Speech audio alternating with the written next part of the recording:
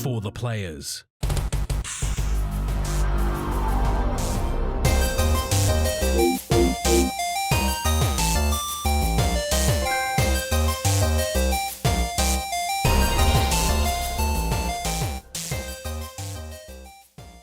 I'm Ryan Betson. I'm Max Cooper. And this is For the Players, the PopCulturists PlayStation Podcast. For 40 years of playing PlayStation and 10 plus years in that game as many combined, I'd like to thank you for joining us in this PlayStation conversation. This PlayStation conversation happens every Monday morning at 8 a.m. on podcast services, including Apple Podcasts and Spotify, and 9 a.m. on those YouTubes. If you'd like to take part in future conversations with us, come and check out our socials. Facebook, Discord, Instagram, and the artist formerly known as Twitter. All of those links will be found in the description below. If you want to join the conversation as it happens, head over to twitch.tv/thepopculturist, where we record the show live, where you can jump in the chat and become part of the show. If you want to support the show, you can. Tell your friends, tell your family about this PlayStation Pod. If you are listening on podcast services, be sure to give us a 5-star rating and a written review. If you watch us on YouTube, be sure to like, subscribe, and comment below. I endeavor to answer every single comment, including the shitty ones. If you want to support us financially, you can at patreon.com/popculture, as well as our merchandise store, popculture.com/shop, where you can buy shirts and other sort of shit with our logos on it. Yeah, but I did have some fun in the comments this week, Max, as I shared with you. A lovely individual comment on our GTA 6 discussion. We were discussing around like the leaked footage from about a year ago. And I think with the potential rumored release date thing, chats around GTA 6 at the moment, that we have come up in algorithmically. And the guy's comment was, "We don't care," which is always interesting. When I see stuff like that, is because they watched the video, they took the time to leave a comment to say how, like, you're showing that they care by stating how much they don't care. And it's the great encapsulation of the internet. And I commented with exactly that, because fuck them, sad people. It's always good. I know it started with me like showing empathy, and then went to fuck them. How you doing this week, Max? Have you had any social media, Facebook comments that you needed to sort of get around? No. So I have that brilliant thing that I just don't use social media that much. Like I had a message from someone that I had left on unread for 5 days because I just didn't realize that I got a message, because we've spoken about this before. I don't use the Twitter app. Yeah. Oh yeah, that's right. Yeah. So like I don't get pinged for a message, and then when I load it up, half the time the notification doesn't show that I've got a message until I get on my PC to look at it. Yeah. And then I just forget about it. Because I am the worst. Well, that's only the worst, like, if that's a bad thing. Like, you could also just turn notifications on. Is there a reason that you don't? I mean, I could download the app too, but I just don't. Okay. No, I don't know why. For whatever reason, I just use the browser to look at it. Oh, that's right. It's so... Oh. Because I'm a boomer. It's like thinking about when the PSN, when the store was a browser for a hot minute on the PS3. Oh... It feels so old. Miss those days. Yeah. How was your week been otherwise? And happy wedding anniversary today. Yeah, I know, right? 7 years. Yeah, I saw the picture, and it was your sister. Your wife posted it, and my day's a hot mess. My brain's fucked. Neither of us remembered. We only remembered because Mum actually said congratulations yesterday, a day early. I assumed you just relied on Facebook telling you, and I guess we'll just reshare that post from in your memories. No, we had friends over for dinner last night, and we were discussing because it was their wedding anniversary about a week or two ago, and we're like, "Oh, how long have you been married?" And they're like, "Oh, 6 years," and we're like, "Oh, we're up to 7." And Ali's like, "No, that can't be right. I'm pretty sure they got married before us." I'm like, "They definitely didn't. Like, you've got it tattooed on your body." Like, so that was fun. Nice. But yeah, no, that's cool, because you and Ali have been together for, like, you've been married 7 years. We've been married for 7 years, but we've been together for 15? 16? Yeah. I've been with Ali for half of my life. Yeah. That's what I'm saying. Like, so that's why the idea of that anniversary is kind of irrelevant, because it was lovely. Like, she showed a picture of you and her from 15 years ago, and then one of you at the wedding, and it's like, it's impressive because you look exactly the same. So a good works for Ali. She knew exactly what she was getting into because it was laid out day one. This is it, and she still said, I think I'm a little bit bigger than I was back no, but then. I mean, like your facial structure, your head, like all those key like defining features that are Max are still very much Max, and same goes for Ali. Yeah, but like your eyebrows, like all this just there, like you had done developing physically at that point. Yeah, it's like same as me. Like I think I tried early. Speaking of things on Twitter, it was one of those standard posts of like, hey, like show a picture of you in high school and a picture of you now, and I look almost exactly the same. My head just got bigger. So it's one of those things to yourself. I get it. Like I dived into this look early on, and I just committed. Then we're still here now. Even the way I dress, just double. Also like Happy Halloween, I guess, if that's a thing. The point is, I'm trying to work out a segue to talk about the Five Nights at Freddy's movies, and that's the best I got. Well, the segue was I had my kid this weekend, and he's also obsessed with Five Nights at Freddy's, which we know because this is a story you've commonly told on this show. Yeah, I'm not slept a lot this weekend. I'm crazy. I've had horrible sleep. So had my son this weekend. No anniversaries except for like my birthday is next week, so that's the only anniversary of coming out of person. That's ew. So I had my son over. Five Nights at Freddy's movie released this week in the world, but thankfully, because it's MA15 here, it's M15 here, so I couldn't take him to the movies even if I wanted to, and I did because I thought he'd enjoy it. Turns out totally aired on Peacock in the US on the same day. Thank you, torrents. Because and then next minute the police are kicking Ryan's door. It's fine. And like you couldn't even like announce that you downloaded a movie for a good movie. It's like, I did it to watch fucking what's the one, Oppenheimer. There you go. So Barbie. And Barbie. Yeah, so you torrented Barbenheimer, and that makes sense. That was a good thing. That was really cool. But you did it for fucking Five Nights at Freddy's? In short, the movie's not very good. Just colour me stunned. Well, because that was the other thing as well. Like, I did have plans to take my son to the movies, but then as the what's it called? As the reviews started dropping, it was like, oh, this is the IGN gave it like a 4 out of 10, and I was like, oh. To be fair, IGN also gave Loki season 2 a 4 out of 10, and it's been a fucking banger all season so far. So, and they gave SpiderMan an 8. Really should have been an 8.5. That's no Elden Ring. Yeah.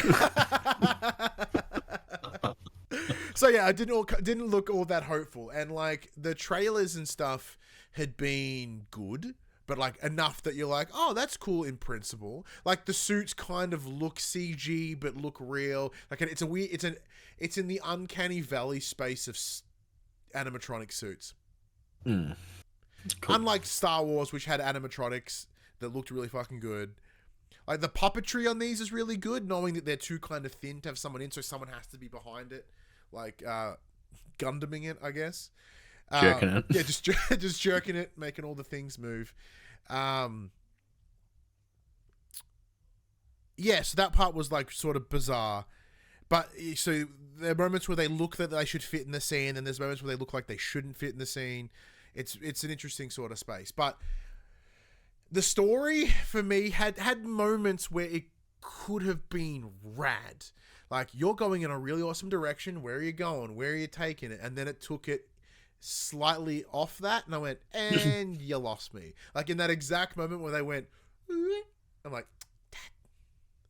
I was like, oh, it's this place, animatronics, they come to life. Sick. That's cool. It's because they're haunted by the ghosts of small children. I'm like, okay. That's, all right, bring this back around. How are you going to make this work? And they find a way to bring it back, and you go, okay, I think I can work with this. And then he gets lost in his own dreams, and it's... I would like to retract my previous jerking it comment. Oh, no. Oh, no. I've just realized there's a little bit of... I got my hair cut this weekend, and I'm getting... Oh, no. No, Max. My hair's a defining part of my character. The old headset bald spot. Yeah. Yeah, I guess so. But, yeah, look, some of the casting was really interesting. So the main male lead, the character's name was Mike, so didn't use Gregory out of Security Breach. He's played by the guy that played Peter in the Hunger Games. Peter. And there's a character in there who's played by the guy that did Shaggy and Scooby-Doo. He was fun. But there's also a couple of cameos from like FNAF YouTubers. So my son popped really hard at... There's I don't remember the guy's name, but he's a taxi driver in the movie. And my son was like, "Oh my god, that's that guy!" Because my son like loves FNAF. Even I call it FNAF now. What the fuck have I become? But the one that popped me was like, so they're at a diner and they get served by a waiter, and the waiter's MatPat from Game Theory. Okay. And they even drop like the Theory line in there, and I'm like, ah! Which like my son had fucking no idea who he is. So it's that old YouTuber and new YouTuber. I'm like, oh my god, it's fucking MatPat. He's like, I don't know who the fuck that is, Dad. I'm like, that's true. And he swore at me. And then later on, there's the one that he likes. I'm like, who the fuck is that guy? It's interesting times. And that's the most poignant, emotional moment you can get out of that movie. There's not much in it. There is moments. There's a couple of things. Is it a long movie? Short movie? No, hour 40. Oh, tight. It's a Blumhouse movie. Now Blumhouse have done some ripper horror, but like they've really smartly toned it down. Like there's no moments of like seeing Freddy just like fucking maul a small child. Like the themes are obviously kind of fucking spooky and a bit shitty, but like you see the animatronics like kill people, but like a couple of it's off camera implied, and then one person gets like chomped in half, but it's in a silhouette, and then you see like their bottom half just fall to the ground. That's probably the most intense part. So it's like they've toned. They could have gone like full R-rated and like just had chaos. Yeah. But they seem to have not made that choice. I wonder if it was a choice that they had, or the license holder where you can't go crazy because we make video games for fucking children. Yeah, like they're not made for children intentionally, but they have really been gravitated towards by children. Like little Easter eggs and stuff in the background for those that know the lore and stuff as well. So but it's interesting because they've separated so far from the source material in some ways, but not in others. And the movie is like really good for those that maybe not have seen Five Nights at Freddy's, but it's not very good as a movie, so it won't keep them around. So it's really like they've tried to pander to both sides and really didn't win. Does that make sense? Like I don't see there being a Five Nights at Freddy's 2. But there could be. Like, there should be. They've done it in the game somehow. And, like, if you want to focus on the animatronics, like, some of the animatronics that have come after that first game are actually better. Yeah. Fair enough. That was way more thought about that than that movie should have really deserved. Rad. So I haven't seen Gran Turismo yet, though, speaking of video game movies. And Last of Us. I want to watch Last of Us again. But you gotta be very emotionally ready for that. Oof. What have you been playing? What have I been playing? Been playing a fair bit this week, actually. Oh yeah. So on, I'm going to say Thursday night, I think it was. I jumped into MGB's stream and proceeded to get my ass handed to me in UFC 5. Yeah. So thank you to the team over at EA providing us a review code of UFC 5. I haven't checked it out yet because I've been smashing another game I'll talk about shortly. But it was funny. The first story I heard from Max, he's like, "Oh, I've played UFC today." I'm like, "Oh, sick! How'd it go?" So I kicked some guy until his eye fell out and I won. Yeah. So I haven't played a UFC game since like UFC. I'm gonna say 3. So the last one I played was UFC Undisputed on PS3. Yeah. So I skipped the last one. Played the one before it. And surprising no one, game plays much better, feels much better, looks incredible. Made my character. Made an online character. Made it in as close to my image as possible. So it's a short, rotund, redhead man. Could you get your height in this one? No, I'm about 2 centimeters higher than I taller. So for context, we're trying to make Max in WWE as well, and turns out he's about 3 inches too short to be a WWE wrestler. So in my character, jumped in online, thinking that I was going to get my ass handed to me. Proceeded to just literally high kick this guy in the face for 2 rounds until until his face blew out, and the referee's like, "It's too much blood. TKO." He was like, "Hey, yo, stop." And then I'm like, "Oh, this isn't too bad. I'll play another one." And the guy walked up to me and he has his fist out to like, fist bump at the start of the match. I have no idea how to do this.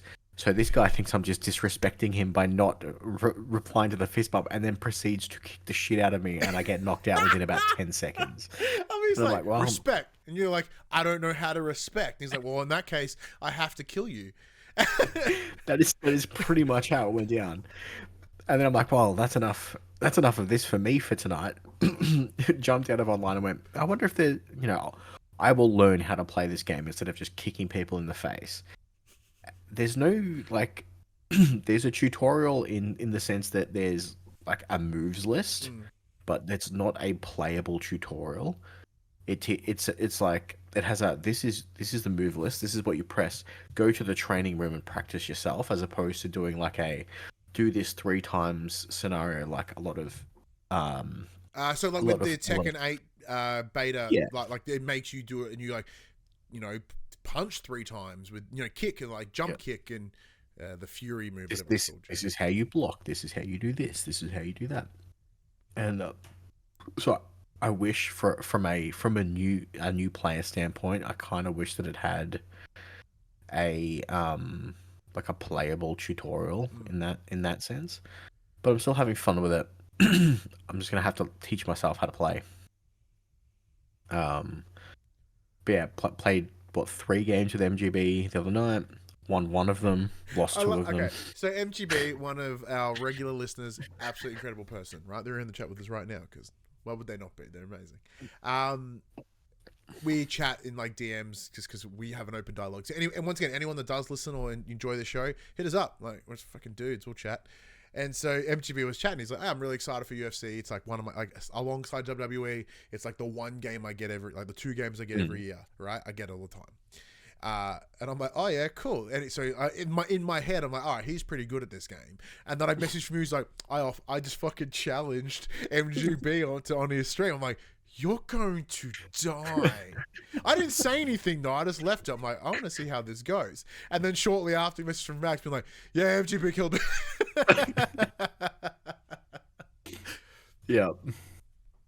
So yeah, I've been playing that. I've also been playing FC24. Yeah, once again, shout out to EA. I get to talk FIFA this week, like FC this weekend as well.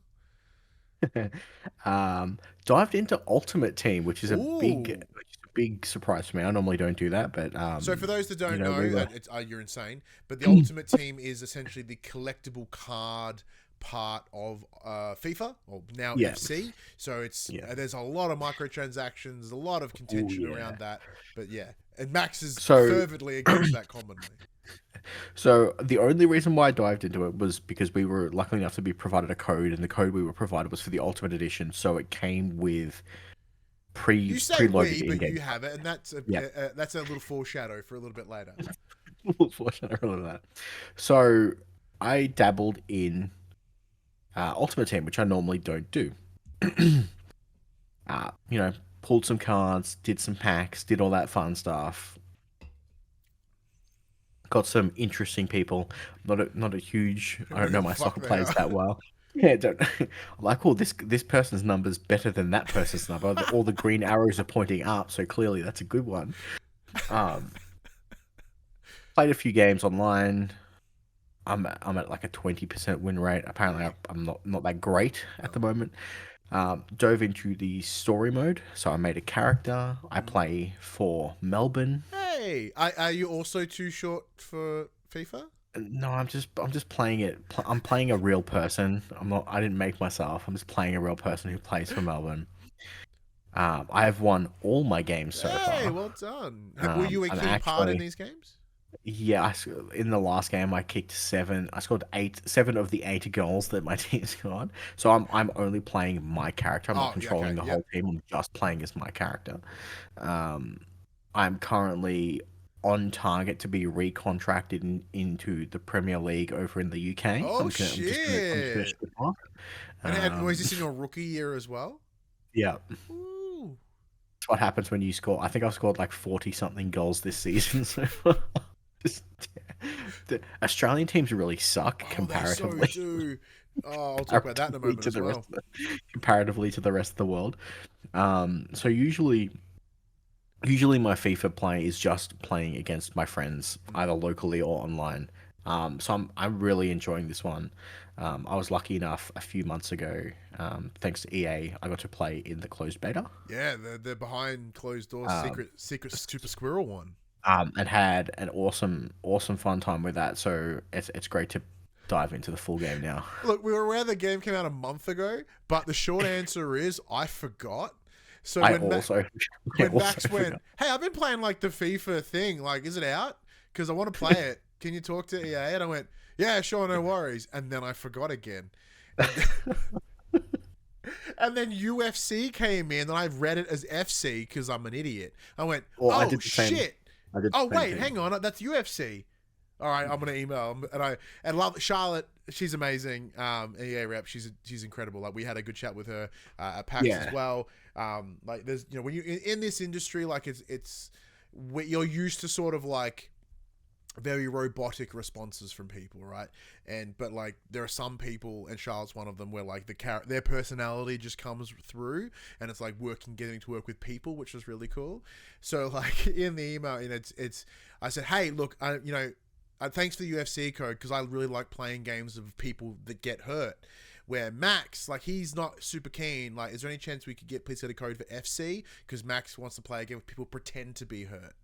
Hey, I like trying to injure people, slide tackling them for no reason, okay? And that popped me pretty hard when I wrote that. And she's like, yeah, sure, here you go. I'm like, ledge. Well, it was funny because at the time when I asked you about FC, I didn't know that you had asked for UFC. Yeah. So you sent me the review guide and nothing else. I'm like, Oh, dude, no, where's because, the yeah, code? the code came How through, am I, yeah. like, where's the code? How am I supposed to do anything with this? Like, it's UFC, what are you doing? dickhead. And then you're like, it's UFC, you moron. I'm like, ha. And then 20 minutes later, you're like, here's FIFA. Yeah. Or here's FC. Yeah. Look, I know it's a very, like, it's a very privileged conversation we just had in terms of like, look at us communicating, getting codes in 20 minutes. I'm just like, yeah, it's on me for not reading things properly. Yeah. And lastly, the other thing I've been playing. Oh, I want to talk. Can we keep talking FIFA though? Cool. Keep talking to C. Go. Cool. So my son, out of nowhere, like, because he's consumed just run by YouTube, right? And apparently, like, during the World Cup, make him watch Ted Lasso. Yeah. Oh, you die. So he has been watching a bunch of content, and the algorithm is just funneling him a bunch of stuff around the World Cup, with, like, you know, Ronaldo versus Messi, like, who is like the better player. And for some reason, it's deeply ingrained in his head, because within the biosphere of fucking young kids, I guess, that watch YouTube, like, Ronaldo and Messi are important, like, memes almost.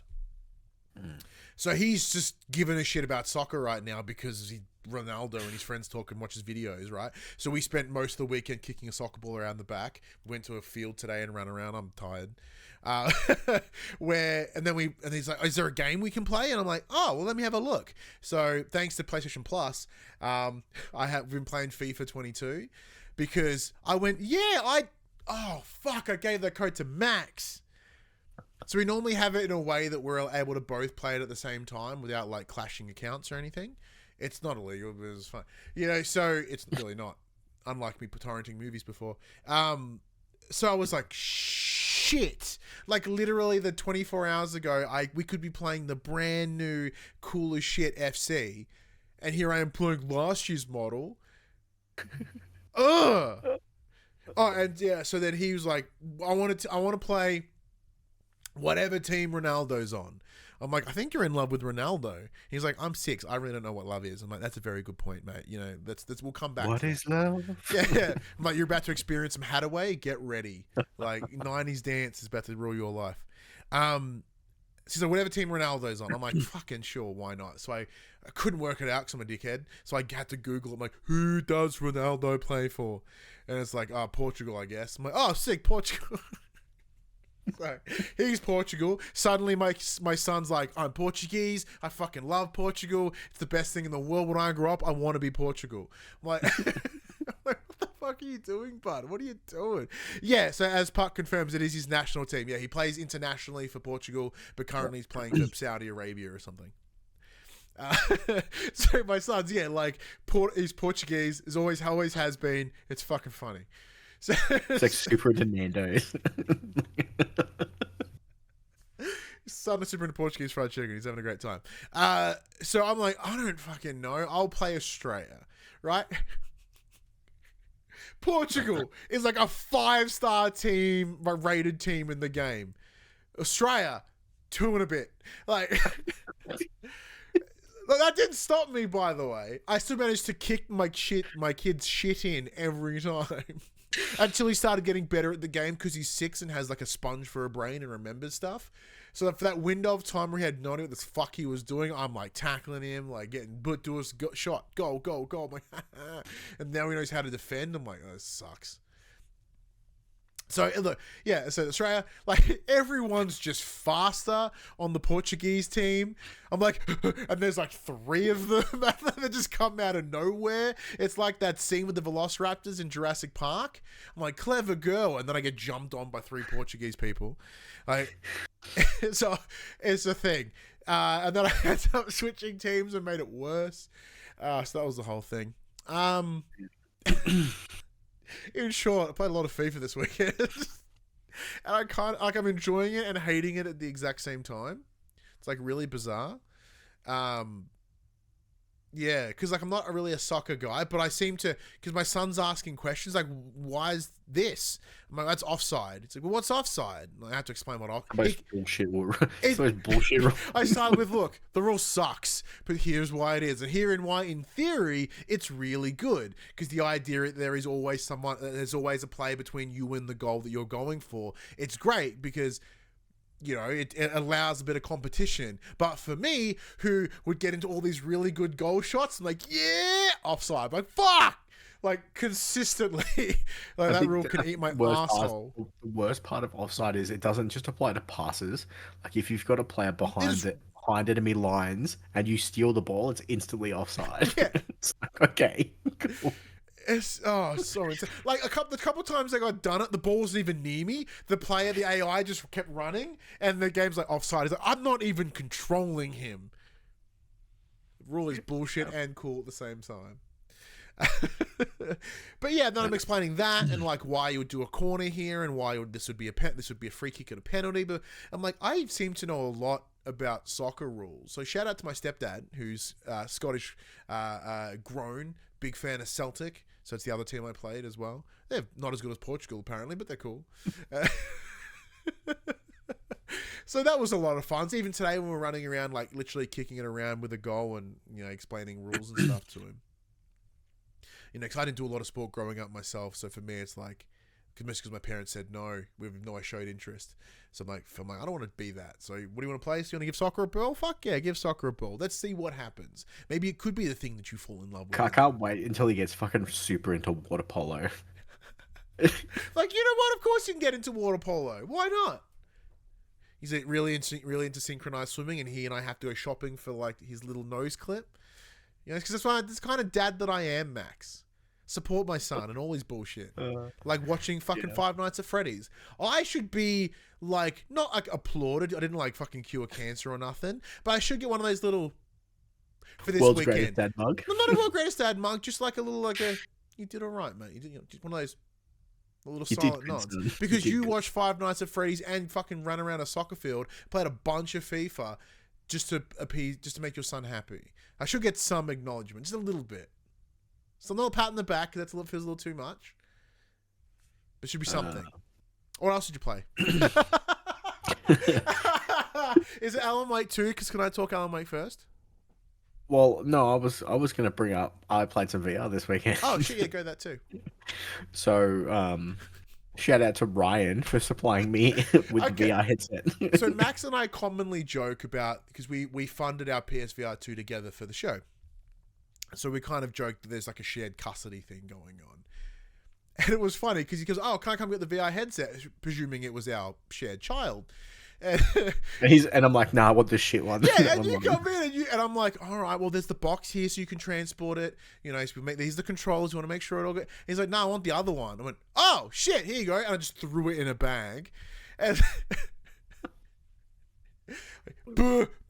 here's some fucking cords, And then fun fact, you gave me the wrong cord for the controller, by the way. You gave me a fucking PS3 charger. Oh, that was for the Move controllers. Oh, okay. Because micro USB is so common now where that... no, micro is less common, but nano is super everywhere. Because I don't... Because my Move controllers were the small ones, not the big ones. I'm like, what the fuck is this for? You still have this doesn't fit in a fucking place. No, because I sold my head. That's right, yeah. I flipped them with my thing. So, yeah, so I had some friends over Saturday night, and they'd never played VR, but they're super into like escape rooms and stuff. So we played. To even add to that shared parenting, right? Max ring me, essentially being like, "I don't know how to fucking deal with this kid." There's an extra cord here. What does this cord do? He's ringing me like, "I don't know what to do with this fucking kid. I've got him, but like, what the fuck does he like? How can I make him eat?" Your whole thing was different to mine. Your fucking breakout Brock slides. Oh, because you had the V2 model. I had the V1. Yeah, so your thing's like sliding apart. There's shit. I thought I broke it at one point because the whole thing just went, and I'm like, "Oh shit, what have I done?" Right. And then I'm like, "Oh, this is to plug it in easier because I'm trying to fucking line it up and just poke it through the." Anyway. Hardy model. Yeah, so I had some friends over and we do escape rooms a lot. Like both actual escape rooms and like board game escape rooms. So I'm like, let's play keep talking, nobody explodes. Yes. Great game. My goodness. It is a great game. Except when you're trying to teach people who have never fucking played VR or never played this game how to do it. Oh, because they have to get over the VR hurdle first, and then So not only do they have to get over the VR hurdle, they need to get over the hurdle of give me relevant information, you pieces of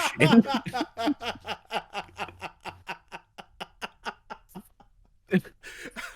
Like, speak to me like a human.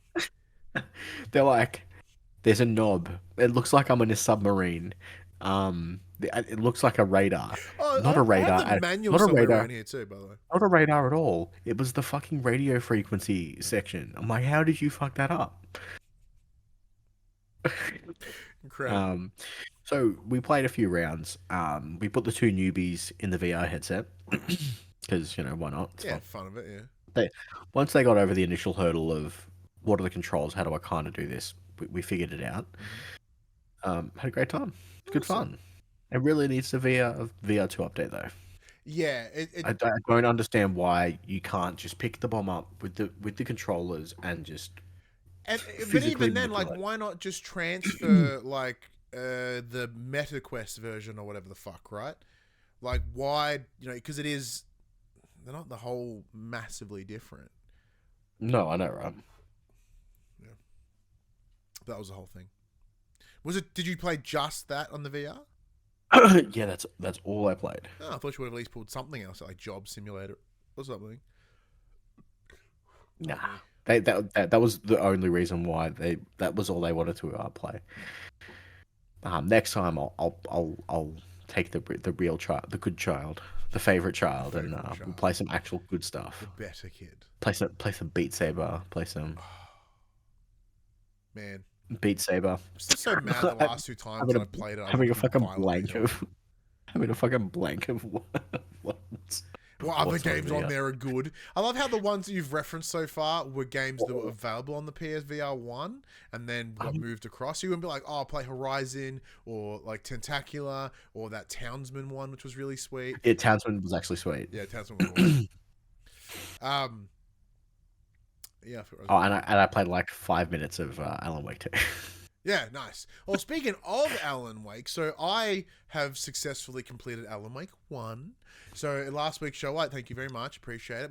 How good is it? My ninth credit of the year, because apparently I hadn't finished any games up like 4 games at the start of the start of the last couple of months. I went, shit, I haven't really fucking finished any games this year. And I looked at my list and all the games I've played have predominantly been like games of services anyway. So it's kind of, oh, okay, cool. Couple of single player stuff, but like things that would take hundreds of hours. I'm like, no fucking chance. So I was like, all right, well, let's give Alan Wake a go. Alan Wake 2 is coming around. I started playing it. I enjoyed it. I'll start from scratch again. Be fine. Game's sick. Like, it's so good. Like, even down... So, as I discussed last week with the idea of the manuscript sort of like being the itch that keeps bringing me forward as you're seeing information that could either be something that just happened, something that's just about to happen, or something that happened at the beginning of the game or at the back end of the game. Like early on, there's a reference to this like a dragon, right?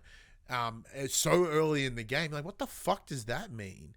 And then later on, you go, that's what that means, and that is awesome. That's what I really enjoyed at. I sort of know what the coffee thermos were, apart from just a collectible.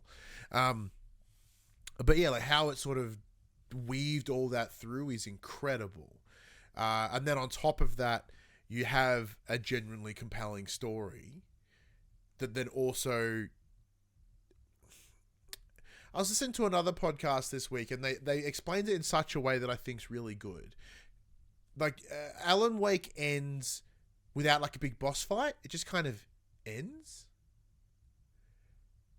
And in most game circumstances, you'd kind of feel almost disappointed.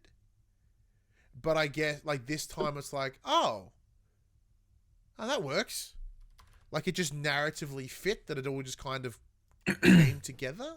And it doesn't really come together, but like, and use your resolution. It's like, oh, cool. Yeah. I haven't played the 2 DLCs yet, the episodes 5 and 6. They are on my list, and I did re-download Control to hopefully play the DLC. However, I did realize that, your save file for Control on the PS4 does not transfer to the PS5. And I went, same reason why I haven't played it yet. And I'm like, well, that's a bag of dicks, because the reason I didn't play the DLC when it came out, even though I have it, I played the first one, but I didn't play the second one because I hadn't played Alan Wake, and I didn't want, like, knowing that it's so heavily connecting those 2 games. I'm like, well, I should probably play Alan Wake first. This will mean something. But I don't think I can be bothered playing all of Control again. It's like, what, 25 hours? It's not super gnarly, but you know, most games that are longer than 20 hours at the moment just make me angry. So, like, it's probably not something I want to do when I'm now looking at Alan Wake 2, looking at these review scores and, you know, seeing how good it looks and how well it plays. And I'm just like, oh, I kind of need to play this now. Are you gonna play the real Alan Wake 2? Alan Wake's American Nightmare? No, apparently it's inconsequential to the overall story, really. So yeah, it's like a weird spin-off. Yeah, the DLC in the first one I'll play because it seems more relevant. I do have New Nightmare because I do have the original Alan Wake and New Nightmare on my PC, on my Steams. I bought it a bajillion years ago. I'm like, I haven't played either of these. But yeah, so it's, as I mentioned last week, the game looks really cool in terms of the remastered. It still has that PS3 jank in a lot of ways. But it's cool. You know, like I love it. Like I love the idea of it. The light mechanics are fantastic. And then in the remaster, when they use a bit more of that sort of those God rays, you know, like the lighting system has kind of got nicely reworked, so that, you know, it's really good that it feels fucking pitch black in some spaces when you have the light. Like has that the use of HDR is fantastic. And then you look at you know, the LMA 2 with its ray tracing and its like ramped up light systems. I'm like, oh, it looks so good. So you're playing it on PC, and your PC is pretty beef. How's it look? Well, I booted the game up, and it's like, fuck you, drivers are out of date. Like, nice. I'm like, fair call. So I updated my drivers. It defaulted everything to high. It looks fucking mint. Yeah. I've literally played the opening, like, press shift to sprint section. So and you also sent me a picture of a butt, so that was fun. Yeah, well, that's the opening bit. That's literally the first thing you see is just like weird grey dust butt. Weird grey dust butt. No, I haven't touched it since I was. We had a rough night last night with the kids, so I didn't play much. I was getting up and down. Yeah, because I've said my son, I did the same thing where it's like I'm gonna have to like wait till he goes to bed so I can just roll credits on this game. Because like if I don't do it now, I won't do it for like days, and it's gonna shit me. Yeah. So yes, but I'll probably swap over to PlayStation, play it on that as opposed to PC. Feels weird playing mouse and keyboard. Oh my god! You finally come across. I could just plug in a control of it. Cool. Yeah, I like trophy. Yeah, even if like that's the thing. I don't like platinum. Like I don't aim to get platinums all the time. I get them if I can, like SpiderMan 2 is, etc. As an example, I should say. But like, I love just the pinging them. Yeah, like, do I need all of them? No. But do I need just the dopamine of a couple of them? Yes. Well, see, that's why I have the problem. I always feel, like, again, this is a super privileged first world problem whinge. It feels weird playing games on the PopC account. It does. It totally does. There's a reason I don't do it. Because like, also Josh, the previous co-host, love you, Josh.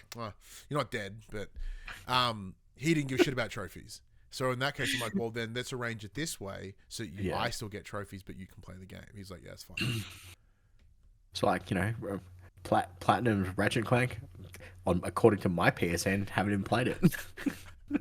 It's like all mopey. So it just feels I'm just like. But on a good note, though, in the last couple of years, the PopC account looks way more impressive.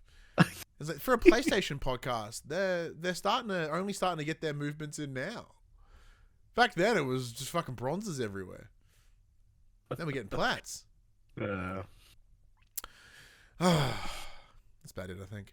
All right, let's get to the next section. Call Inform the Players. We tell you about what happened this week in PlayStation. Let's kick things off as we always do with some PlayStation news. Spoilers. It's been a week of PlayStation news. Basically all PlayStation news. Let's start things off with something I've titled Internet Required. So as we know, the new PlayStation 5 bundle is right around the corner. Modern Warfare 3 bundles are already out in the US a little bit.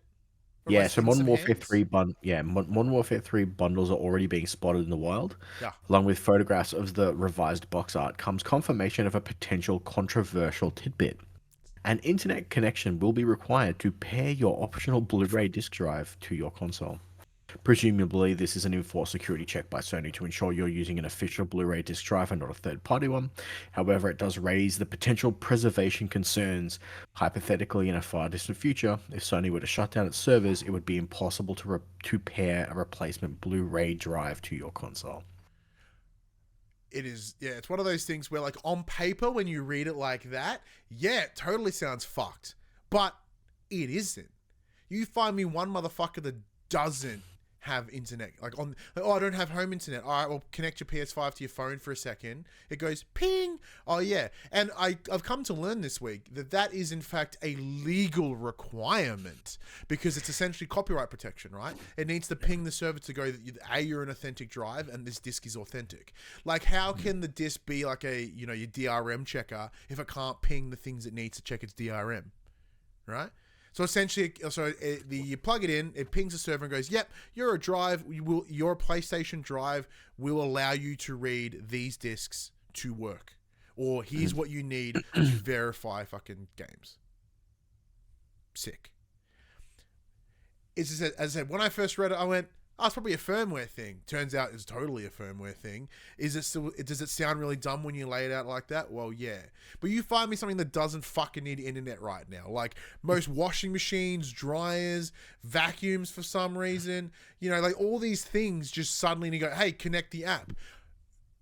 I don't connect the app to the internet. Okay, do you want to make an account? Like I bought these LED strips, right? In order to make them work, I had to download an app. And in that app, I had to provide information and make an account. So I'm an account holder for whatever fucking brand of LED lights this is. I had to connect my solar panel inverter to my Wi-Fi to run an app.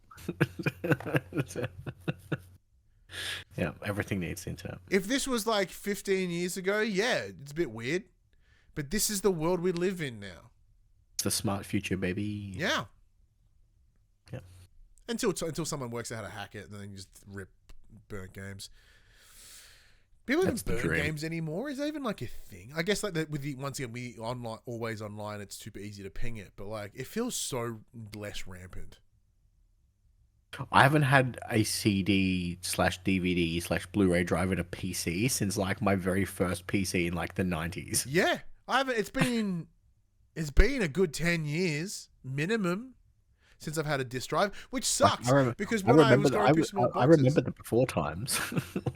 I was going through an whole bunch of boxes and I found like the original CSI point and click game. I'm like, oh, I'll play the fuck out of that.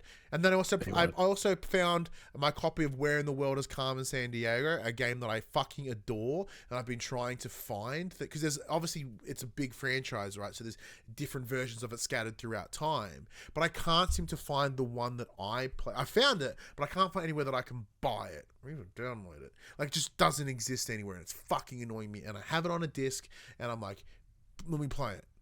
I've been trying to find Zumbinis. Oh, I got Zumbinis. And the Incredible Thinking Machine. Oh, well, Zumbinis is on Steam, brother. It doesn't exist anymore. Oh, really? Yeah. I played it with my son like a month ago. I bought it for to play with Hadley. Yeah. And James loved it, by the way. It's really good. Because there's also that very particular game that I remember playing when I was growing up, and for the life of me, I can't find it. I think it's connected to the Gizmos and Gadgets, which is a game I played in primary school, which I also found, which is awesome. Shout out to DOS Blast. They're like all old Sierra games. Yes. You know how long it took me to find that was... I'm like, yes. Once I got the Sierra, I was able to sort of dig deeper. We're talking about old PC games now. God. But yes, back in my day. Internet. We don't have disk drives anyway. And even then, you and I are both very privileged in that we don't, we get codes. Like, we live in the digital future. I thought you were going to say we have internet. We also have internet. Because one of the things I've been thinking about a lot lately is obviously because a lot of our games are sort of shared accounts. I was like, man, if I really don't have that many games that, like, you're like, oh, I can't get trophies on any of most of the games that I play aren't even from my account. Yeah. I just get trophies, but it's weird. But yeah, there you go. Or, spoilers everyone, you just buy the version of it that comes with the disc drive, buy the replacement panel, so you can just take the disc drive off and then use it only when you need to. It's actually cheaper that way. Do that. Then you don't have to have internet, apparently. Except for the time you boot up your PS5 and it asks you to ping the fucking servers. Moving on. Exit stage left, says Max. Veteran executive and PlayStation head of internal production Connie Booth has officially parted ways with Sony. And although the reasons and circumstances surrounding the departure remain maddeningly unclear, we at least now have confirmation of some of the rumors that have been swirling around. So, you haven't mentioned Jaffe in this. So a lot of this stemmed from originally David Jaffe, who made a post on their YouTube channel with the lines of, I've heard some rumblings of something fucking big that's happened to PlayStation. And if this is true... I skipped to the to the updated portion as opposed to all the rumors that Yeah, that's began fine. last So I'm just week. giving context of where it's all come from. So there was this kind of like hum and ha around in the hardcore that gave a shit, being like, well, what the fuck's happening? Like, is this layoffs? Is this a studio closure? Is this like games getting cancelled? Like, what is this? And it's one of those things where they're like, oh, Connie, the Connie Booth is left. And even for me, I went, because I'm also have bad name memory. I'm like, who the fuck's Connie Booth? And then I Googled it and I saw a photo and went, holy fuck. Okay, that's Connie Booth. Now, then I've come to realize my brain is a bad copyright protected hard drive that you constantly remember you forget the password of, and then you get the right password, and then suddenly you have access to all the files again. So I was like, I don't know who this person is. Got the picture. That picture was my authentication key. Suddenly my brain remembers her face and everything she's ever done. So yes, that was the rumor mill. We knew she was no longer working there. The statement wasn't there. However, it came to learn that she had essentially been fired. So in a statement provided to Axios, PlayStation thanked Booth for her hard work and many achievements, noting that she, quote, helped drive the success PlayStation Studios is experiencing today, and her passion is fostering an environment where a team's creative vision could fully flourish, has left a positive impact on many game developers, end quote. Booth's career at PlayStation began in 1996, and her list of credited work is seriously impressive. Like, really is. Also, hey Josh, how you doing? Quote, we're thankful for Connie's numerous contributions to the company and wish her the best in her future endeavors. And if you're a wrestling fan, if you hear about wish you on the future endeavors, that is the nail in the fucking death letter that says you just got fired. She gone. So, for those that don't know, as I said, Connie Booth been in PlayStation since it was incepted, starting and working along she was essentially a big fancy pants producer is the best way to explain it in simplest terms. So, like in every PlayStation release for the last near on this, any major first party one of note, she has been involved in some capacity, predominantly as the head of internal production, right? Like she, in the same way you've got, you think about the different ways, right? You've got your head of first party, which is kind of like your director, and then you have Connie, who was the producer. She was the one that helps the director's vision come together, right? And make sure it's consistent across all the products, etc., etc. So she got into this role as Herman Hulst went up into head of first party. She kind of came in the back there, right? Cool. The big rumor mill around all this, Max, which we're just to highlight, is that she was let go as a response to some internal troubles around the company's pivot towards games as a service, and how that's off the back of the Last of Us factions kind of having to go on ice or possibly being cancelled, is sort of connected to her. And also with Jim Ryan transitioning out in the coming months, it happens. It's one of those things that happens with every change of CEO. There is always some sort of restructuring and people are let go, etc., etc. It feels like these things may not be so independent of each other, at least the way I'm seeing it. What's your thoughts? Yeah, the same. I was going to bring up the rumors of the games of the service, but you beat me to it. It is sad to see them go. But yeah, like you said, look, when new management comes in, they tend to want to bring their own people with them.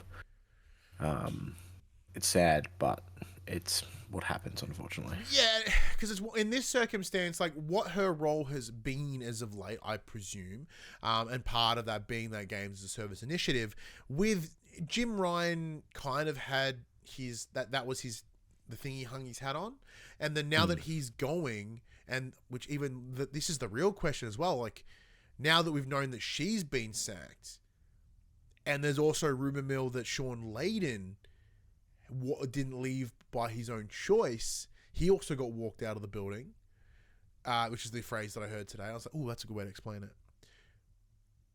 So it kind of brings into this bigger question, like, did Jim Ryan really retire? Or was he also fired or given the, hey, you should do something as a response to this games as a service? because it's essentially such a polar difference to what PlayStation were, and they're realizing now that it's like we've invested so much money into factions alone, and then you look into what we're spending over here and over here and over here, like, is this the direction that we should be going in? And like, it's fucking us. Like, we have no games coming for the next foreseeable future because you made us throw everything into games as a service. And Connie, why?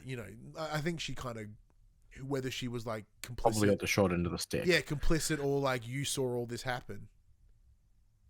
It's a couple of different factors, and this is a lot of like tinfoil hat, fucking Pepe Sylvia, red line serial killer on a wall.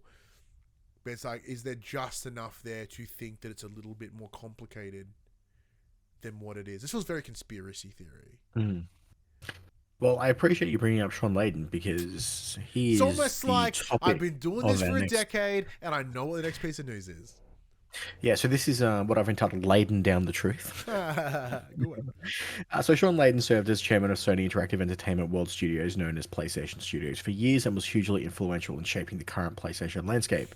He's also a digital soothsayer of sorts, who foresaw the industry's dark future with remarkable clarity.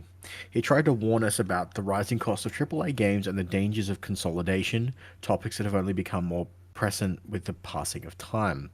Laden's latest is video game preservation, a topic he spoke to recently on the LAN Parties podcast. He quotes, preservation is important. I'm hoping that more people in the industry, certainly the big players, begin to realize that there's an obligation and a responsibility. This isn't throwaway stuff we're making. This is stuff that should be around for a long time, because future generations will enjoy it in the same way that we have, and it's criminal that we're not doing more to protect it. End quote. Well, this is not a new sort of sentiment from Sean Laden, because like he is a big, like, once again, starting as a game like developer himself, building up to where he is now, like you can tell he cares about the art form. And once again, if on the back of all this recent news, he's like, well, we can fucking swing for the fences now because fuck this noise. He talked about he's got that 10-cent money. Yeah, he's got 10-cent money. He's got fuck you money now, which is exciting. And then he's seeing what's going on at PlayStation. He's like, no, it's the time to swing. Well, because of the big three, PlayStation's hands down the worst at preservation. I would argue Nintendo are worse, because they either vault it off or keep it locked to a particular console. And then, but from a customer perspective of like the way they nickel and dime you is so fucked. But PlayStation just don't provide it to you. Yeah. So yeah. And like a lot, I mean, that was our pipe dream for PlayStation Deluxe or PlayStation Premium, was we were going to finally get those older titles back. And I think I've gotten a handful of PlayStation 1 titles that I'd consider actually worthwhile. Admittedly, I got Harvest Moon Back to Nature, the best game of all time, in my opinion. So really, it's fantastic. But there are other games that I'd like too, thanks. Yeah. Even the ones I don't like Croc Legend of the Gobos. Put that on there so I can shit on it again.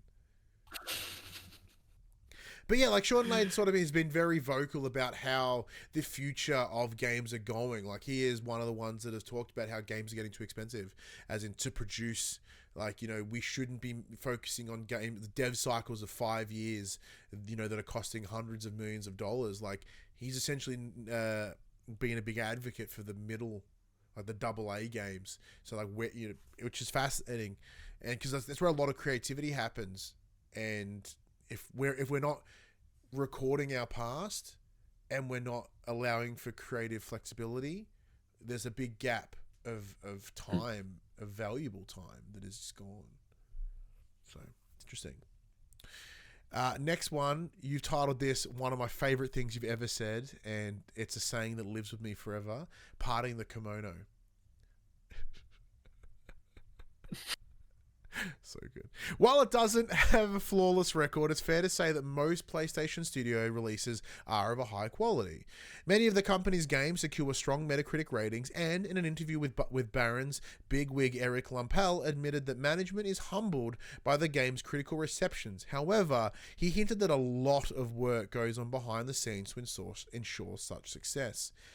It comes down to how we're managing the studios and each individual title, he said to the secret to the organization's impressive record.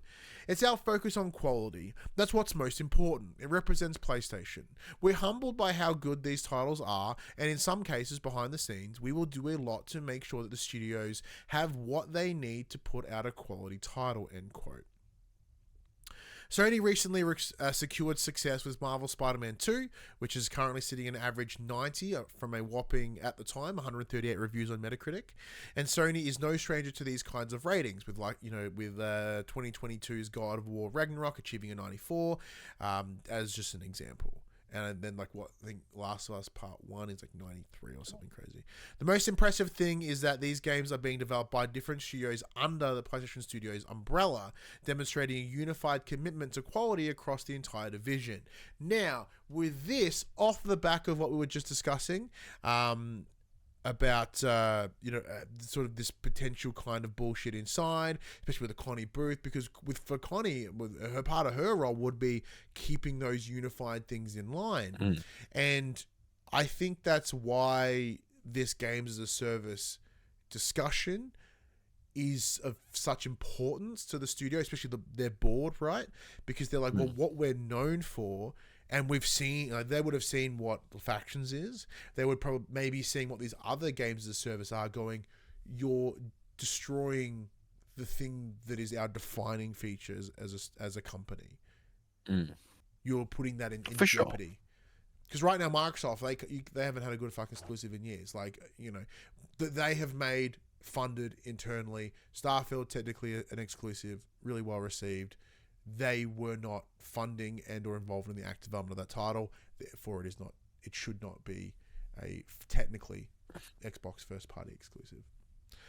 What's your thoughts, Max? No, well, like you said, referencing back to the earlier, it does make it puts it into a little bit of a better perspective of why things could be changing for the reasons they are. And like you said, it does go against pretty much everything they've always stood for as a company. Even we were surprised of the change of pace. That we're doing 14 games of this as a service over the next 5 years. I'm like, okay, that's a bold strategy. If you're hitting home runs with what you're doing, why change it? If it ain't broke, it's not like they're hemorrhaging money and they need to be able to sell you the same game 40 times through a battle pass system or microtransactions there. You know what I mean? Yeah, so the challenge there is PlayStation is one of the biggest money draws for Sony as an entire corporation. So if there is anything that impacts or detriments that brand in some way, it does play a much bigger concern for Sony, where say Xbox, for sure. That's their lack of exclusives right now, or entertaining sort of things like that, not a detriment to Microsoft as a brand, really. So there's one of those little differences here, and but in that same breath, yes, double down on what you're doing and make it works. Hence why we've seen an incredible run of single player narrative driven third person action adventure titles, which is great for those that like them, like me, but that also means you're not getting that variety, which is potentially maybe why the games as a service was probably a good idea. Make a shooter, make this, things that we don't have. But maybe they're focusing on the wrong part, being the games as a service, rather than we need a shooter. All shooters now are games as a service. We should do that. No, how you just make a good shooter. We got a firmware update this week, Ryan. Fuck yes. And it is stability? No, so it is more than your typical system stability update. Oh, shit. So including in this firmware update, there were a few small tweaks. Music in the control center is now much easier to use. It now has a 2-column layout, so you can browse categories, playlists, and songs much easier. That's good. I have tried to dick about with Spotify in that, and it's fucked, so I don't use it. You can now avoid unintentionally broadcasting your surroundings while broadcasting games with your PlayStation VR 2.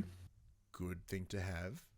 So you can go to your settings and accessories, PlayStation VR 2, and turn on the block see-through view on TV to prevent the camera see-through image from being displayed on the TV whilst you're using your PSVR 2. That's good because on your TV. Oh, so is this so my brain went to broadcasting to Twitch? I think it works both ways because the broadcast would capture what's being viewed on the TV, right? Yeah, because the last thing you'd So if want you're like, is, you're doing your VR, it can get hot and sweaty, you got your shit out, you're getting all naked, and then you're not on camera for your Twitch stream. You're thinking, sweet, I'm in VR, no one's gonna see me. I can VR in the nut, right? I can Beat Saber with my meat out, right? Meat Saber, let's go.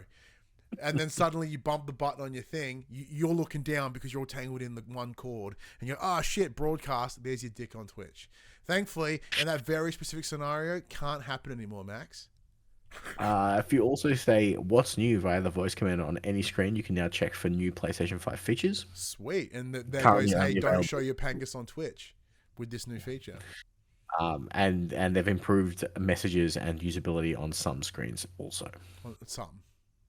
Some, not all, but some. Fuck your screen. You specifically listening to this, not going to work on your screen. Not going to happen. Cool little updates. Nothing that really sing to us. I don't use voice commands. I think there was also a notification. It now notifies you if games have updates that you haven't done. Yes, so I think that was a big one. Did notice that because I'm getting one of the things that frustrates me the most. I have quite a lot of games on my PlayStation, and a lot of them I don't touch for months on end because my kid suddenly he loses interest in that game for a while and wanders off, and then comes back. It's a bing update, and he has to wait, whatever. And it would only ever update the games that were on your home bar because they're deemed more important. And the only way to update them is to open them so they return to your bar. You can't just go options, check for update.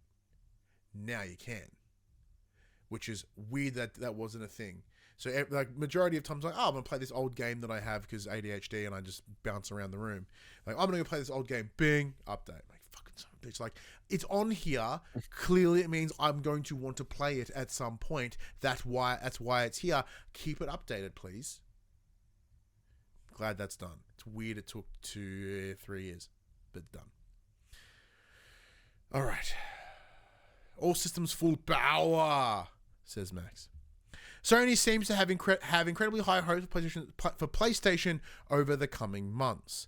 In a new interview with financial and investment publication Barron's, Sony Interactive Entertainment's SVP, Senior Vice President, and Head of Global Marketing Eric Lapel sets the stage. Quote, We've had consoles a bit here and there over the last 3 holidays, but this is the first time that we're in full supply, and we're thrilled about that. Lempel is referencing the fact that stock issues have been a consistent problem from the PS5 since its launch in 2020, mostly due to the global pandemic.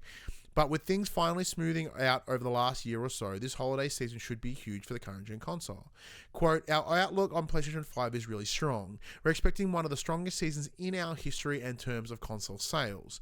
Lempel states, quote, it's a combination of the great product we have and the titles that have released since launch, as well as the most recently Marvel SpiderMan 2.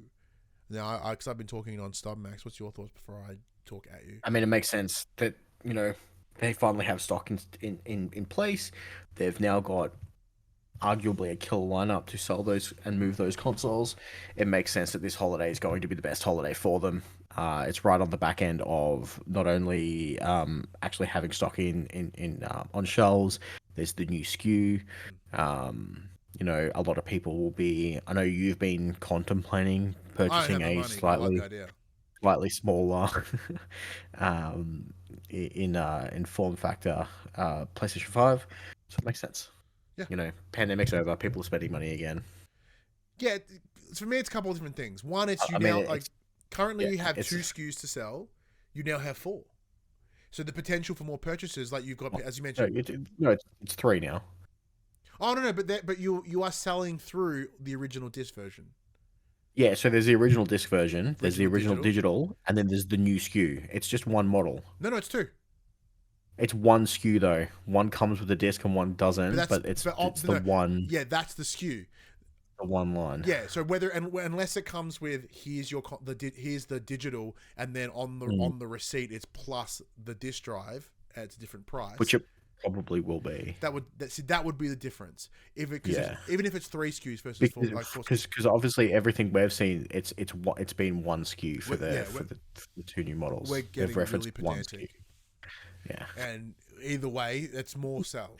The point I was trying to make was even if it's 2 SKUs or 1 SKU, You got people that might want to upgrade to their other to a smaller one. So there's people double dipping. There's people that already have a console that are then buying a new one. And if knowing that there's a new console, a new variant out, people may assume the original is going to be cheaper because it is. So they're going to want to grab that one while it's cheaper.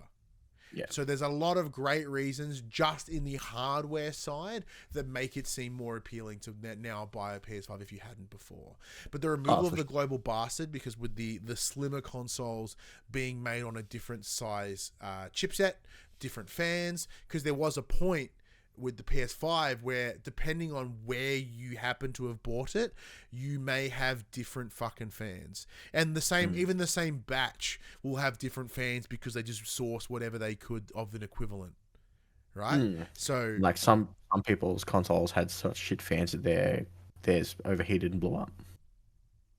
Remember my launch model lasted 2 days, not even, before it overheated. Because the thermals were shit. Right? So same principle. People that have done a double dip, new people that are going to buy one for the first time, people that are going to be like, well, now there's a new model. The new model must be fucking better, so I'm happy to buy the shittier version. Same as PS4 Pro. People are like, oh, well, plus the game's really good. Marvel SpiderMan, world-renowned, loved property in that of Marvel. It's probably one of the only good things that come out of the MCU as of late is SpiderMan. It's reviewing really well. It has a wider audience than God of War even, so. And thankfully it's fucking fantastic. Quick bits. Sony superstars have featured in a new ad for UEFA Champions League. Have you seen this? Have you seen it's like a 40-second ad where Kratos is honking a horn or something, hanging out at the soccer stadium. Yeah, I did see that actually. Yeah, I remember looking at it going, "What the fuck is this?" Multiplayer shooter The Finals is now in open beta and available on PlayStation 5. I saw that. I don't know what it is, but I saw the thumbnail, the picture today, and it was like, it's a panda. I'm like, okay. I think it's like a 3v3 like arena shooter. Ooh, seems like a max game. But it's the whole map's voxel based, so everything can be destroyed. So they're like, you need to kill this team, and this team's hiding into the building. Just fucking drop the building on them. Oh, that's all Battlefield Tactics. I love it. Yeah.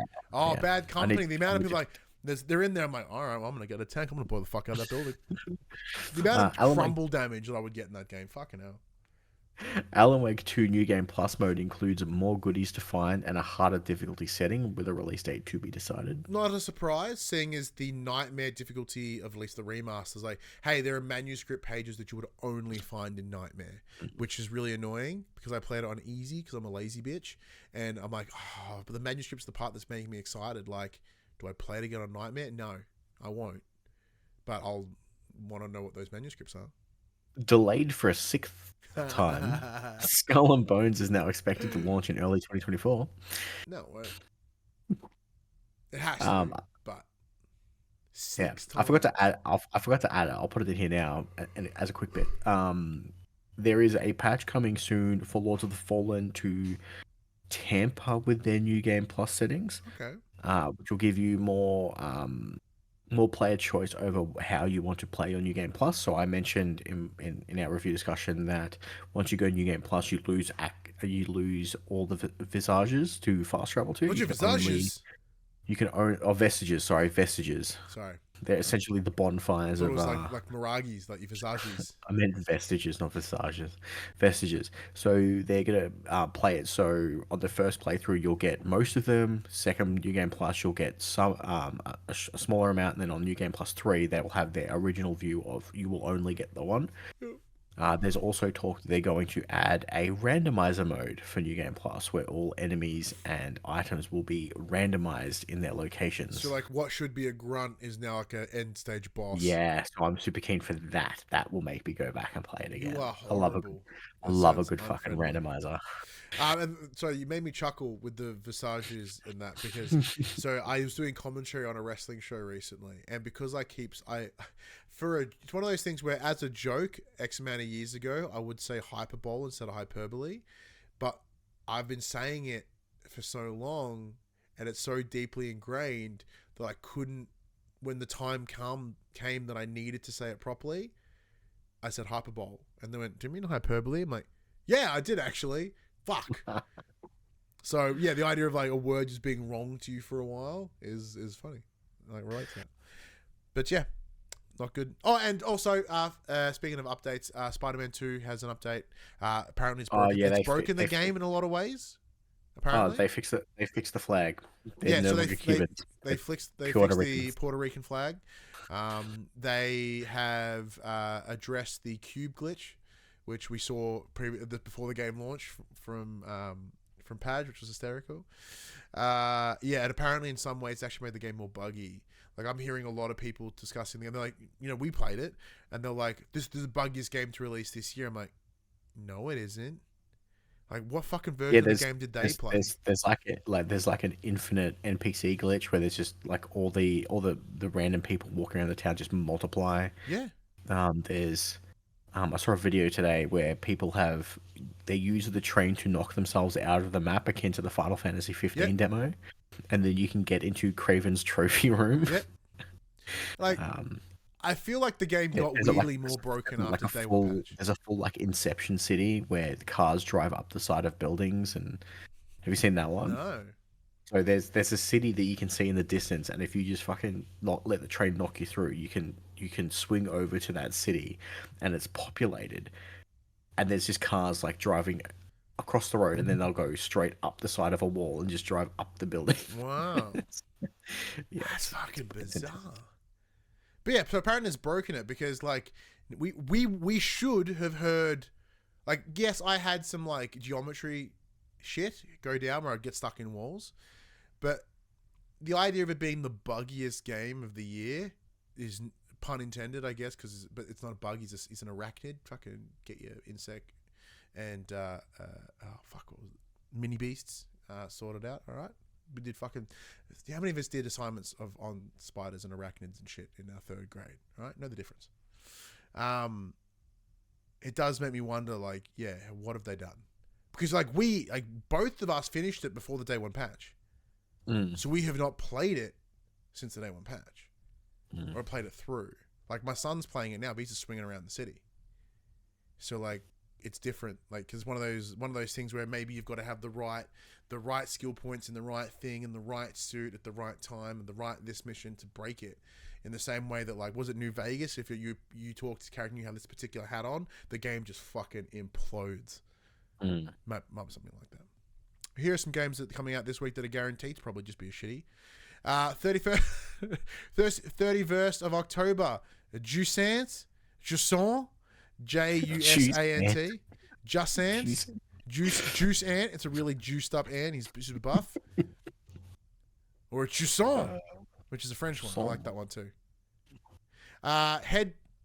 It's coming to PS5 apparently. Headbangers Rhythm Royale coming to PS5 and PS4. Played Up coming to PS5.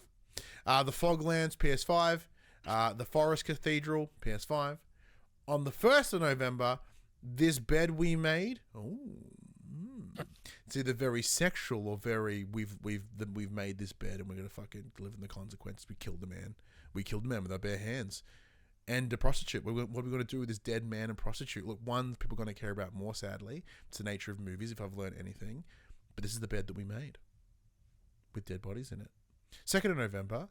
Achilles, Legends Untold, PS5. So you start at the end and play backwards because you're untelling the story. And it's not as good as, like, any movie or anything that's ever done that. My Time at Sandrock, sequel to My Time at Porsche. Coming to PS5, PS4. Looks fucking sick. Phantom Blade, Executioners. PS5, PS4. Sounds weeby. RoboCop Rogue City, PS5. Looks cool. Now you're going to play it. One also that sounds incredibly weird because I know it is. You know how I know it is? Because it's called Star Ocean, the second story R. Yep. Just put fucking final chapter prologue at the end of that, and it would be that next level weeby. Max, does that get you boned up or what? Yeah, I'm actually pretty keen. Yeah, it would. It was so cold. The Smurfs 2, The Prisoner of the Greenstone, PS5, PS4, great. The two colors that I can't see properly, blue and green, put them together in a game. Thanks. The Talos Principle 2, PS5, PS4. Thirsty Suitors. Oh, if this isn't some sort of thought simulator. Like, I don't know what I'm pretty sure the next one's a PSVR title too, by the way. Vampire the Masquerade Justice, PS5 Yeah, slash I PSVR. think I'm pretty sure it's VR. Let me Nice. just double check. DreamWorks, which sounds like an underground fuck club. Shout out to Zach and Muri, make a porno reference. All-Star Kart Racing, PS5, PS4. Does DreamWorks have enough properties that we should give a shit about to have a kart racing game? I'm gonna pull it up and Like see who the Shrek, Ants. That's enough. That's enough. Ants is also a DreamWorks movie. Here we go. On the front screen, we have Shrek. We have Kung Fu Panda. Oh yeah. The tiger from Kung Fu Panda. Oh, Gru, the Minions. Yep. Yeah. Thanks, Puck. Just tell me who's in the fucking game. Puss in Boots. Shrek. Okay. Yeah, more Shrek. Really locking in on Shrek and Kung Fu Panda right now. Is there anything else? What are those? The fucking troll dolls. The Trolls are DreamWorks. Trolls. Okay, that's also a property that existed before the game. How to train. Dragon. Okay, so you're gonna have fucking Sweet Tooth, Bitter Tooth, what the fuck his name was, Mini Tooth. What was his name? Never seen that movie. Cloudy with a Chance of Meatballs. Get to drive as a meatball. That's pretty cool. Okay, so from the screenshots, I'm seeing Shrek. I'm seeing Donkey. I'm seeing Fiona. I'm seeing Panda. Alright, that's one property. That's two properties. Yeah, I'm seeing a lot of fucking troll dolls. A lot of Panda. What the fuck is this? Can you load Polygon your website shit? Polygon's website is shit, not because this article's garbage, but it does add to it. Yeah, not many. I don't think there's fucking many. Madagascar? Did Madagascar make the cut? Can I be King Julian in a car? Here we go. We got Shrek, Princess Fiona, Puss in Boots, Wolf or Death from Puss in Boots. We've got Poe, Tigress, Master Ogway, Alex from Madagascar, Hiccup from How to Train Your Dragon, and Mr. Wolf from The Bad Guys. With Donkey being an unlockable character, Lord Farquaad, Kitty Softpaws, Master Shifu. It's just fucking Kung Fu Panda, Puss in Boots, Shrek, and Madagascar. Yep. Oh, no, hang on. The Boss Baby. And Megamind. Okay. So not even like, even though I hate them, Despicable Me in the Minions. But fucking Lord Farquaad's in it. I'd get it just to play that dude. Like, is John Lithgow doing a reprisal of the role? No. The voice cast is pretty boring. Oh, like, well, I thought it was bad enough when they did multiverses. I'm like, does WB have enough? And then they did like Nickelodeon All-Star Brawl. I'm like, yeah, does Nickelodeon have enough? Why can't we just make some Ready Player One fucking Fortnite of kart races or a Fortnite of fucking side scroll brawlers? Because if Fortnite can exist in an absolute fever dream of a game, Super Smash Night. Yeah, give me that. Give me a kart racer of just all the bullshit. Just get Fortnite to make a kart racer. Done. And then we never have to make any of these games again. They did. They had shopping carts. Oh, I'll also add that to the quick bits. Fucking OG Fortnite map is coming back next season. They're going back to where it all began. Going back to their roots. This is it. They're closing down Fortnite. They're doing their last hurrah. They're going backwards. This is their John Farnham tour. This is the last time. For the first time. Yeah, I love it how they're Mortal Kombat 1-ing it. They're soft rebooting it. It's an interesting decision. There's also more games coming out. 3rd of November, EA Sports WRC. So that's the World Rally. So Max would have also possibly been confused if I sent him the reviews guide for that one. Like, WRC, don't you mean FC? I'm like, it's clearly not FC, fucking Max. Ebenezer and the Invisible World PS5. I love how I made an entire scenario in my head. Ebenezer and the Invisible World PS5, PS4. Yeah, that's exactly how it would have gone down though. There's just enough truth to make it real. Jumanji Wild Adventures PS5. Roller Coaster Tycoon Adventures Deluxe PS5, PS4. The Silent Swan PS5. Quantum Error PS5. It's not Quantum Break or another one that had error in its name that I can't think of right now. I'm probably just gonna play Alan Wake. Nothing really got me excited. Like, My Time at Sandrock is pretty cool, but I did also just buy, because it's on sale, like one of the DLCs for House Flipper, where you get to make a garden, and there also was a farm one that came out like a week ago. I'm like, oh shit, fucking House Flipper game of the year. Sorry, and then I've got the Metal Gear Solid collection, which I haven't even touched yet because I'm busy fucking flipping houses. Oh, what a privileged life. I'm like, hey, can I get a code for this? Sure, you're gonna play it? Probably not. Let's not straight away. Let's not straight away. Suddenly all that email stop. Jeez. Hey, you are getting the most authentic fucking experience. That's what you do. There's no lying. There's no fronting. We tell you exactly how it is. And yet, each and every week, for some reason, some of you still come back. And we love you. Like, legitimately. We do. Speaking of, let's close it up. Well, everybody, this PlayStation conversation happens every Monday morning at 8 a.m. on podcast services, including Apple Podcasts, Podcast and Spotify, and 9 a.m. on those YouTubes. If you'd like to take part in future conversations with us, come and check out our socials: Facebook, Discord, Instagram, and Twitter. All those links can be found in the description below. If you want to join the conversation as it happens, head over to twitch.tv/PopCulturists. Twitch. If you you can't join us live, you can watch us, whatever, on the thing. Oh, I've completely fucking brain farted myself. If you want to support the show, you can. Tell your friends, tell your family about this PlayStation Pod. If you are listening on podcast services, be sure to give us a 5-star rating and a written review. If you can watch us on YouTube, be sure to like, subscribe, leave a comment below. I endeavor to answer every single comment. If you want to support us financially, you can at patreon.com/thepopculturists, as well as our merchandise store, popculturists.com/shop, where you can buy shirts, other sort of shit with our logos on it. Wazza! In the chat goes, Over the Hedge is a DreamWorks movie. Cool, can I play that little ADHD fucking squirrel? Yeah, he plays him. Wait, holy shit, wasn't Small Soldiers a DreamWorks movie? It doesn't matter, they're not in the game. Yeah, but they fucking should be. I could be Chip Hazard, leader of the Commando Elite. I want to point out that just because it's a DreamWorks movie, I wonder if it's fucking better, because there's all those live-action DreamWorks movies that are completely irrelevant. Put them in there. What are you trying to find the weirdest fucking DreamWorks movie you can? No, I was going to be like, I wonder if they actually, but it is, oh mate, they have real steel. Can I play as Hugh Jackman? Oh! Here you go, hashtag Hugh Jackman for the DreamWorks kart racing game. I'll think of a better hashtag later. Add Need for Speed, and it perfectly fits. All right, there you go. It could be Tom Cruise. Ooh. OG Transformers was a DreamWorks. Apparently. They've really done a shit job with this game.